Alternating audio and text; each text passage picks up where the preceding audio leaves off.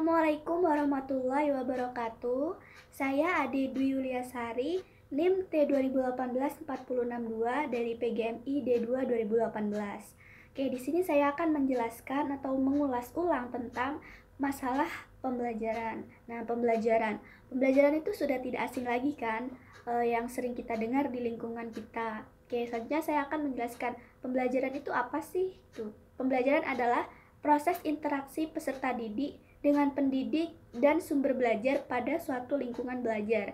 Jadi ini adalah interaksi antara pendidik, yaitu guru, dengan peserta didik atau murid dalam sumber belajar dan di lingkungan belajar. Contohnya lingkungan belajar tuh kayak sekolah, kampus, mungkin TPQ, seperti itu. Nah, dalam hal belajar dan pembelajaran ini, guru menjadi peran penting untuk menyampaikan sebuah pembelajaran kepada siswanya, untuk menyampaikan ilmu atau informasi kepada siswanya, seperti itu.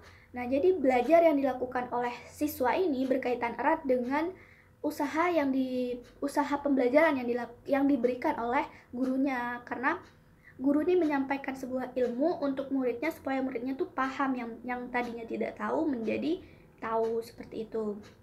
Jadi pembelajaran merupakan salah satu faktor yang sangat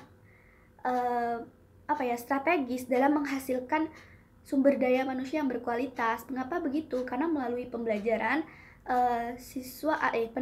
pendidik menyampaikan ilmu untuk siswanya itu berpikir dan mendapatkan ilmu tentunya, seperti itu. Jadi kan bisa membuat kita lebih berpikir lagi dan menjadi manusia berkualitas, karena kita pertamanya tidak tahu menjadi tahu, seperti itu. Selanjutnya yaitu mengenai guru yang bertugas untuk menyusun program pembelajaran sesuai dengan perkembangan siswa.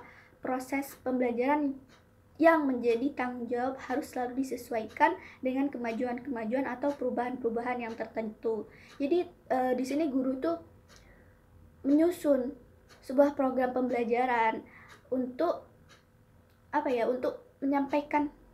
menyampaikan kepada siswanya itu dengan harus disesuaikan gitu dengan kemajuan atau perubahan zaman. Kayak sekarang itu kan udah beda zaman saya maksudnya dengan zaman anak-anak sekarang. Jadi gurunya tuh harus lebih berpikir lagi dengan cara gimana supaya muridnya tuh lebih mengerti gitu loh, bisa menggunakan kemajuan teknologi yang seperti sekarang ini, kayak gitu. Adapun cara-cara yang harus diharuskan untuk terus-menerus melakukan perbaikan itu harus sih menurut saya, karena kan dalam pembelajaran ini harus ada kayak penilaian terhadap pembelajaran kita, kayak kita harus melakukan penelitian tindakan kelas sebelum pengajaran supaya kita tahu bagaimana karakter siswanya, bagaimana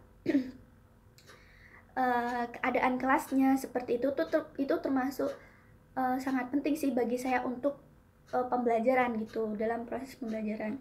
Sini adapun prinsip-prinsip pembelajaran menurut para ahli, saya mengambil prinsip dari Pageant. Oke, Pageant itu tuh ada 4 langkah. Yang pertama yaitu menentukan topik yang dapat dipelajari oleh anak sendiri. Nah, maksudnya ini kan menentukan topik itu menentukan pokok bahasan yang bisa dipelajari oleh anak itu sendiri gitu. Jadi yang kedua yaitu memilih atau mengembangkan aktivitas kelas dengan topik tertentu. Kayak aktivitas kelas tuh kayak yang dari topik tersebut kita mengembangkan dengan aktivitas yang dilakukan oleh siswa kita. Jadi kan lebih menarik dan lebih nyambung terhadap pembelajaran yang telah kita berikan gitu, atau topik pembelajaran yang telah kita berikan sebelumnya. Selanjutnya yaitu yang langkah ketiga, yaitu mengetahui adanya kesempatan bagi guru untuk mengemukakan pertanyaan yang menunjang proses pemecahan masalah. Gini, contohnya guru tuh memberikan rangsangan kepada muridnya untuk bertanya. Contohnya siapa yang tahu gitu kan, siapa yang tahu perbedaan antara ini dan ini, kayak gitu kan, siapa yang mengerti, ada yang tahu nggak, kayak gitu. Nah, yang keempat yaitu menilai pelaksanaan tiap kegiatan. Nah, ini juga penting karena kan untuk mengerti apakah siswa itu sudah mampu atau tidak, kan itu juga termasuk dalam penilaian gitu kan. Oke. Terus memperhatikan keberhasilan. Nah, ini juga penting juga bagaimana kita mengerti siswa itu udah paham dan pembelajaran yang kita berikan itu sudah berhasil kepada siswanya, maksudnya berhasil masuk dalam pikiran siswanya gitu, dan melakukan revisi. Nah, setelah kita tahu apa kekurangan kita dalam melakukan pembelajaran kepada siswa, kita merevisi, mungkin kurang ini, jadi kita tambahin yang kurang seperti itu. Selanjutnya itu di sini ada juga metode pembelajaran. Nah, jadi metode itu apa sih gitu kan? Metode pembelajaran adalah suatu cara yang dilakukan oleh pendidik agar proses belajar mengajar pada siswa tercapai sesuai dengan tujuannya. Jadi ini metode yang dilakukan oleh pendidik gitu kan. Ada 7 metode. Yang pertama yaitu metode ceramah, yang kedua metode tanya jawab, yang ketiga metode diskusi, yang keempat metode kerja kelompok, yang kelima metode simulasi, yang keenam metode demonstrasi, yang ketujuh metode tugas. Kayak kalau metode ceramah ini kayak yang menyampaikan di depan kelas, jadi guru atau pendidik yang lebih aktif di sini gitu kan.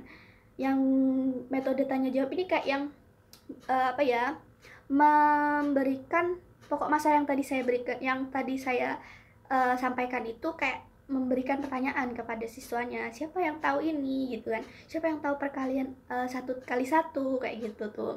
Jadi kan dia bisa maksudnya murid itu bisa berpikir lagi apa sih gitu, dan pasti dia akan merasa tertantang untuk menjawab kayak gitu. Yang ketiga yaitu metode diskusi. Nah, diskusi ini kayak yang metode yang dilakukan untuk memecahkan sebuah masalah. Contohnya guru memberikan sebuah permasalahan dan kita harus mendiskusikannya atau merembuk. Merembuk tuh kayak yang membicarakannya bersama-sama seperti itu. Jadi banyak pikiran di sini gitu. Terus yang keempat yaitu metode kerja kelompok. Nah, kalau ini juga termasuk kayak hampir sama dengan diskusi, tapi ini dikelompok-kelompokkan. Contoh kayak kelompok A, kelompok B, kelompok C, dan kelompok D seperti itu. Jadi kan setiap kelompok itu pasti ada beda permasalahan yang harus mereka pecahkan dan akan mereka pikirkan bersama dengan kelompok mereka gitu. Metode simulasi ini juga termasuk bagus juga untuk metode merangsang pikiran anak supaya lebih kreatif lagi gitu kan. Ini juga bisa untuk guru menggunakan metode simulasi ini. Terus yang keenam yaitu metode demonstrasi. Metode demonstrasi ini kayak metode yang dilakukan untuk mempromosikan atau menjelaskan kepada teman-temannya. Contoh kita membuat sebuah alat gitu kan, sebuah alat dari bambu. Contohnya kayak contohnya kayak membuat seruling seperti itu ya. Membuat seruling itu kan dalam suatu kelompok kita membuat kelompok dulu terlebih dahulu dan suruh membuat karya seperti seruling gitu kan. Terus seruling itu setelah jadi dia akan mendemonstrasikan atau menjelaskan kepada teman-temannya bahwa seruling ini gunanya untuk gini dan cara membuatnya seperti ini kayak gitu. Jadi kan siswa itu dilatih untuk lebih percaya diri dan lebih mampu untuk menyampaikan kepada teman-temannya kayak gitu. Selanjutnya yaitu metode tugas. Nah, kalau metode tugas ini kayak guru memberikan tugas kepada muridnya. Jadi kan kita memberikan sebuah permasalahan dan muridnya tuh memecahkannya kayak gitu kan. Itu kayak memberikan tugas, kamu harus mengerjakan ini, kamu harus mengerti tentang ini kayak gitu. Jadi tugasnya tuh harus dikerjakan kayak gitu. Mungkin itu saja yang bisa saya sampaikan mengenai permasalahan pembelajaran. Adapun juga permasalahan pembelajaran yang pernah yang pernah saya tahu gitu kan, kayak permasalahan belajar kurang konsentrasi itu maksud saya banyak yang melakukan seperti itu, banyak yang terjadi di sekolah-sekolah ataupun dimanapun gitu kan. ataupun di tempat belajar manapun. Jadi kan kalau kurang konsentrasi itu mungkin karena kurangnya dia kurang sarapan, atau dia malamnya itu tidurnya itu kemalaman kayak gitu, atau mungkin pembelajaran yang diberikan oleh pendidik itu kurang menarik bagi mereka, atau bagi dia yang kurang konsentrasi kayak gitu. Itu mungkin permasalahannya ya dalam pembelajaran. Contoh lain kayak anak tersebut ya tadi tuh kurang konsentrasi dan kurang percaya diri. Contohnya kurang percaya diri tadi itu, kita juga bisa menggunakan metode demonstrasi tadi itu. Sebagai pendidik kita harus lebih aktif lagi dan lebih kreatif lagi bagaimana cara anak-anak itu untuk lebih pede atau lebih percaya diri kayak gitu. Mungkin itu saja bisa saya sampaikan. Kurang lebihnya mohon maaf yang sebesar-besarnya karena kesalahan kata atau saya yang kurang baik dalam menyampaikan permasalahan pembelajaran ini. Kurang lebihnya mohon maaf. Wassalamualaikum warahmatullahi wabarakatuh.